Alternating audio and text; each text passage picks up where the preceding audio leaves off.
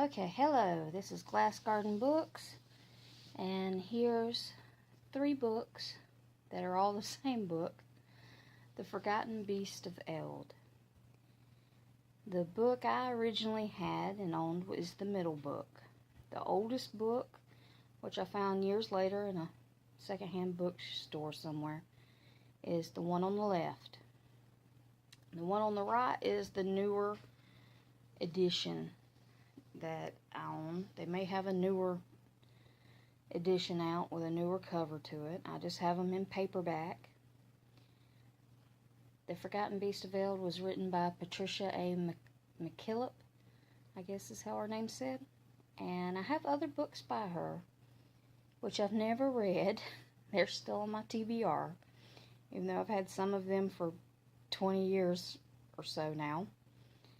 But this book was one of the first books I read that was fantasy. It was not the very first book. It was like the second or third book I ever read. And it was more an adult fantasy. The first fantasy series I ever read was by Tamara Pierce, the Alana series, which is the Song of the Linus Quartet. It to me is one of the best fantasy series. To me, it's better than Harry Potter. But it's probably because it was the first fantasy series I read that was true fantasy and made me stop reading books like Babysitter's Club, which, yes, I used to read those. So, after I read it, I wanted more fantasy.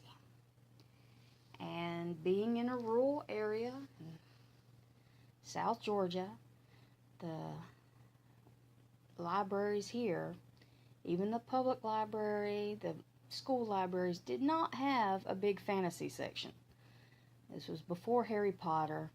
Their biggest section was things like Nancy Drew, Babysitter's Club, the American Girls collection, which is one of the first collections that made me want to read. So I had to look around mostly in secondhand bookstores, and my older sister had left a few of her books behind when she had moved out. She was 7 years older than me, so by the time I got to where I was interested in this fantasy, about 10 to 11, she was about out of the house, and she'd left behind this book, The Forgotten Beast of Eld. So I asked her if I could have it. She also left behind the Tamara Pierce set of books. So that's actually how I got my hands on them. It was not the library. It wasn't given to me. It was something left behind for my older sister. So, and me wanting to read more and more and being out in the middle of nowhere.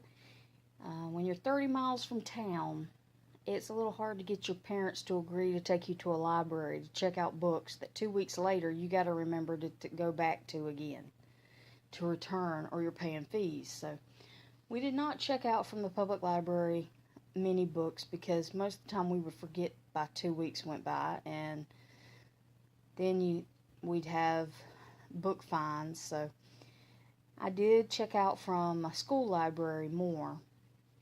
And since I was in elementary school when I got into fantasy, most of the elementary school public libraries do not have that many adult books in the library besides the Encyclopedia Britannica set. And the small little elementary school I was at had 2 grades to every 2 classes to every grade.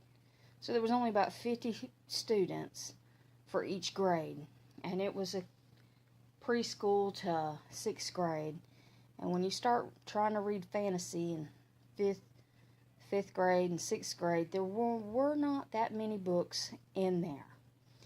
As I said, it was mostly Babysitter's Club books, mostly Nancy Drew, Hardy Boys, And the rest of it was almost picture books. They did not have that many books at this small little school for reading. And they did not have the requirements of making kids have to check out a book and read, because they knew it was kind of limited. Some of the teachers at that school actually had a bigger little library of books for the 4th graders and 5th graders and 6th graders, where we checked out the books from the teacher whose homeroom we were in to read from their collection, because they had more of the middle grades books than the library did. And I'd read the Alana series, and it's more middle grades, so I was looking for something to read, and that's when I looked at this book, The Forgotten Beasts of Eld. And it looked cool. Look, that middle one, there's a dragon, there it looks like a falcon, a lion, a little black bunny, and a woman in a fantasy type dress. So, and it said the World Fantasy Award-winning novel. So it told me it should be a good fantasy book. I picked it up and I began reading it, and I loved it. At the time, it was awesome. It made my imagination go everywhere. It had magic. It did have a little bit of romance. It was more adult than middle grades. It was not like an erotic book by any means, by romance that, she does fall in love with the knight. Spoiler, I guess, late spoiler. There's a mystery. She's left with a baby. Doesn't know whose baby it is. Doesn't know why it was left with her. She'd been living basically on a mountain, surrounded by these fantastical creatures that she had called up to her using magic. And there is an evil sort of magic that is spreading or is coming to get her, that she has to fight off. And within all this, there's a knight that's sent out there to try to deal with her, who ends up, as he would say, coming under her spell. So, it was a good book. What's more interesting is all 3 of these books give a slight different summary on the back, which would probably be better than my old memory of this book. It's been over 20 years since I read the book. I picked it up here and there and tried to read it here and there. The author's writing is very poetic, almost. It can be annoying if you want straight written story, just spoon-fed to you. This is more, you have to work at reading the lines. I mean, it's easy to read the lines, but it's kind of like you read them and then you have to think about it. You got to stop and actually think about it a moment to get the full effect. And I was a slow reader, so as a kid, it was awesome. I'll read you the back of each book, so you'll get an idea of what the book is actually about, and without spoiling the whole story, if I haven't already done that.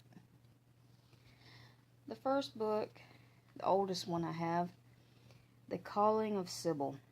Daughter and granddaughter of wizards, Sybil, who rules a kingdom of magical beasts, the white-tusked boar siren, who answers all riddles save one, the jewel-hoarding dragon guild, the black swan of Turlith, ghouls, the tawny lion, the legendary spell-casting black cat Mariah, the deadly blue-eyed falcon Tur. Then an infant human is placed in Sybil's care, beginning a wondrous, epic quest in magic, romance, betrayal, and adventure in the highest traditions of fantasy. In this edition, the oldest edition I have, was a paperback. It says copyright 1974 by the author Patricia A. McKillip. And this is the first Avon printing, September 1975. The next book, which was the book I actually had and read to begin wanting to collect these other editions, was, let's see, the Anthem edition was published in 1980, then a Berkeley edition in 1984, April, a second printing in August 84, and I guess this third printing in March 1986. So it's the third printing of, I guess, the Berkeley edition of the Anthem edition. And on the back of it, it says, creatures of beauty and terror, bore siren, keeper of wisdom, who knew the answers to all riddles save one, Black Swan of Turlith, who had carried the king's daughter from the stone tower of exile, Gild, green-winged dragon, who dreamt for eons over the cold fire of gold, and the falcon Tur, immortal lord of the air, who had torn to bloody pieces the 7 murderers of the wizard air. And then the Ramalb, a dark mist of horror who could crush a man to the smallest bone, who lived on a diet of fear. And the summary on this, it tells you the ivory-haired sorceress of Eldwald commands them, Sybil, who can stare into your mind and learn your secret name. Cherish her love or tremble before her vengeance, for this slender young woman holds the wondrous, terrible power of the Forgotten Beasts of Eld. And the newest book from Magic Carpet Books for this edition, The Forgotten Beast of Eld. This one says the first Magic Carpet Books edition, 1996. And this one has GIJH at the bottom, so the H, either the G or the H edition from 1996. On the back of it, it says, 16, when a baby is brought to her to raise, Sybil has grown up on Eld Mountain with only the fantastic creatures called there by wizardry as playmates. She has cared nothing for humans until the baby awakens emotions previously unknown. And when Corin, the man who brought this child, returns, Sybil's serenity is again shattered. Corin, basically, they give a little snippet from the book. Is this all you want, to live here on this mountain, speaking only to animals who live in the dreams of their past? Tam one day will not need you. What will you have in your life but a silence that is meaningless? Who will you laugh with? Who will you love? Beyond this mountain there is a place for you among the living. Sybil did not speak. When she did not move, Corin reached out. Sybil, he whispered, and she rose abruptly, left him without looking back. That was one of the things I loved about Sybil. She did not like humans, and she could have just as easily killed him and moved on without a second thought. But it's due to the baby that she doesn't kill him. It's due to the mystery of trying to figure out, she may have to care for the child, and she begins to care about it, that the whole adventure is able to happen, and she is, spoiler of course, able to defeat the evil. That's one of the good things about fantasy books. Usually there's an evil, it gets defeated, good wins. To me, if you've got a fantasy book and they can't defeat the evil, good doesn't win, good doesn't live, the romance doesn't happen, it's kind of a sad book. It's like the end of Lord of the Rings, which I have not read, the actual book, but the movies show you not exactly the happiest of endings. It's kind of like they defeated the evil and now everyone is just depressed. But anyway, to me, I prefer the books with a really good, happy ending. And that's why I don't care to read the really sad books, like that book that was out by Emma Donoghue, Room. I read it. It was sad. It was depressing. Yes, it told a story. But if the only reason I kept reading the book and finished the book, I did set it down for a while. I thought it was about to be a DNF book. The only reason I finished it was because it was written from the child's point of view, and I wanted to see how it ended. I wanted to make sure he wasn't left all by himself, like his mom didn't kill herself. And at least that didn't happen. So it did have a kind of happy ending. But if it was a book that was like that and it didn't even have a happy ending, oh no, I would definitely DNF it. I would, whoever recommended it, I would think would lost their mind. To me, a good book I read for the good story, and you want a good feeling at the end of that story. You don't want to be left thinking, you mean to tell me I just read a book for this many hours and got depressed? No. So this book does have a happy ending. It was a good book. It made me like dragons and more of the fantastical kind of beasts, like the falcon, the lion, the bunny, while they were kind of regular animals. You could see a bunny in your own yard in most places of the country and of the U.S., or even in most other countries you could see a bunny somewhere. So it's not like you wouldn't run across one in your life ever. You could even have one for a pet. It made you look at your own domestic cat a little differently. As you see in the oldest book, it shows a lion on one side, but it shows the cat on the other. In the one I had, it just showed the bunny. It didn't really show the cat, I don't think. And on the newer cover, you see the swan, which they didn't show on the other ones, and they show the falcon and the boar. And the boar wasn't pictured on any of the other older ones. And you get to see the dragon, but you don't get to see the cat. The cat was on the first one. So it's got a great title. Patricia McKillip has that lyrical, poetic style of writing. It's just like on the front of the old book, it says, under a crystal dome in the forest of an enchanted world unfolds this adventure of ancient powers, spun with threads of gold in the living dreams of the uncorrupted sorceress Sybil. So it's a mouthful. You got to stop. You got to think about it for a minute. And it's very descriptive. A lot of adjectives get used. So if you don't like descriptive adjectives, I will say this book, the descriptive adjectives will tell you kind of what's going on, give you an idea.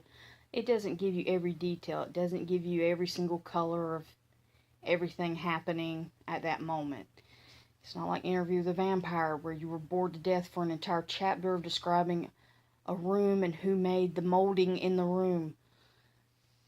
So it's not that long-winded, and it's not that descriptive. Again, I have not seen this book on booktube. Haven't seen anyone even mention this book. Haven't even seen anyone really mention Patricia A. McKillip. She is a good author. She's got a lot of fantasy books out there. A lot of them are standalone books like this one. There are a number of the cover art, not this book, but some of her other books I haven't read, like Winter Rose or the Book of Atrix Wolf. I also have her Changeling Sea. I have the Tower at Stonywood. The Tower at Stonywood, the Book of Atrix Wolf, and Winter Rose. They've all been made into puzzles. Whoever did the artwork for those covers, they were made into puzzles. And I have a few of the puzzles. Hang on just a second. Like this is the 1,000-piece jigsaw puzzle, which I have, which is a normal kind of puzzle. It's not the one with the crazy edges all over. It's the one where you have the edge on the outside and the rest of them are like the jigsaw pieces. I think. They may have a few little crazy pieces. I haven't put this one together yet. I put another one together. I think it was one of her other books, maybe one I don't own. But I had the puzzle. I put it together and gave it to my niece. This one I haven't done yet. This was the Winter Rose book cover. So she's got some beautiful book covers out there on puzzles. I wish they had them on a mug so I could have them on a coffee mug. That would be a beautiful coffee mug. Someone should get the author, or I mean the illustrator, the artist, get them to make some mugs. Put that artwork she's already done on mugs. I would definitely get it. Probably a number of you would too. So, but that's just something to think about. It's got all these puzzles out there, all the books. She's been writing for 20-something years, and yet booktube. Where are any of the reviews? You know, where are any of these books on anybody's list? Maybe some of you have read them and they want the greatest. But I know I'm making these videos because when I look for some of these old authors, books, fantasy series, I wanted to hear about them. No one really has them in the top 10s, top 5s. Most people have only read like Harry Potter and a few of the newest people. I believe, you know, it doesn't matter if it was the newest thing to come out. Most people, the reason I know they are not talking about these old books and old book series is because they're too busy reading all the new stuff. All the new stuff, so much of it's coming out, so many of it. I'm a slow reader. There's no way I would be able to sit down and read 20 or more books that are being printed almost every month these days. I mean, they might have printed that many back in the day. I wasn't really paying attention. I was a kid back in the 80s and 90s. So they may have been coming out with that many new books, but most of them were like romance or mystery or plain fiction. Most of them were not fantasy. You did not see that much fantasy, much less young adult fantasy being printed that much. You could keep up with it. You know, you'd see a new book hit the bookshelves, bookstores, you know, once a month. You might see in 1 year, you might see your one author make one book. Now, some of these people, when they've wrote their books, they have all three, like a trilogy, printed in 1 year. Back in the day, you picked up a book, you read it, maybe a year later, you saw a new book for that trilogy. You picked it up, you read it. Another year or two, sometimes even 5 years or more would go by before the last book would ever finally get written. And that is why I tended to read either series I was able to get all the books. Like, I could get the entire trilogy and then read it. Because there were some books I picked up, I loved them. It was the second book in a series, it was the third book in a series. I was never able, I mean, this is before internet and eBay, or even Amazon. Amazon was bigger than eBay to begin with. So I couldn't find them. I couldn't find the first book or the third book. I didn't even know if they ever printed a third book to a trilogy. I read like the second book in a trilogy, loved it. Couldn't find the rest. Couldn't finish the story. I hated that. So from then on, I either A, read books like this book, Forgotten Beasts of Eld, which was a standalone, or I collected all the books in a series before I would read them. And when you start trying to collect all the books in Mercedes Lackey's Valdemar series, over 20-something books, before you can read it, well, let's just say you start wondering, why am I collecting 20-something books before I can read this? And I've only read 3 in that series, because it was a little trilogy. And that's how a lot of fantasy was written. They would put out little trilogies, little quartets, maybe even a standalone where people could read an entire story within the bigger story. That's how Terry Brooks was. That's how Mercedes Lackey was. And so I've read bits and pieces of some of these big series, big authors, and for them to have so many books and you hardly ever hear anyone mention them. And it's like amazing. Chronicles of Shannara has already had one season, going to have a second season. And where are all the people talking about it before the series came out? I looked it up. I was already following Terry Brooks on Goodreads, so I knew the moment when they said MTV is going to make Shannara. I was like, oh my gosh, I've got to go online and see how many people made videos about this already. I checked booktube. I checked all of YouTube. There was one person that made this one little animated thing of like the very beginning of the Sword of Shannara. Like just the meeting of the druid. So there was that, and there was maybe 2 or 3 reviews, and they were like 1 minute long here, 1 minute long there, and I know this has went way too long. I'll probably have to cut it up and put different pieces here and there. But if I don't do it, well, I guess you've watched this long, because you are like me, you're going, why aren't people talking about these older books? So stay tuned, subscribe, and I will be posting more of these older books and talking about them and letting you know what editions I have so you know exactly what cover it is, and letting you maybe see the backs of the books, you know, where you're not just looking at just the front cover of a book. But anyway, so if any of you want to read at least this book, I might not put it at a 5-star book anymore. I used to always have it a 5-star book. I haven't read it in over 20 years. Now, if I did read it and decided, no, this was a 5-star book. So I haven't done that. Last time I read it, I was a kid. As a kid, it was a 5-star book. Now that I'm an adult, I might read it and think of it maybe a 4. I do remember enough of it where it was a good enough book I wouldn't have put it a 3 or under.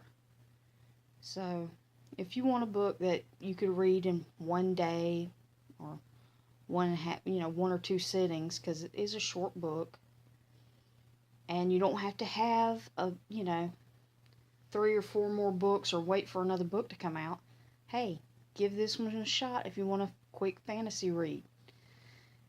It is a standalone.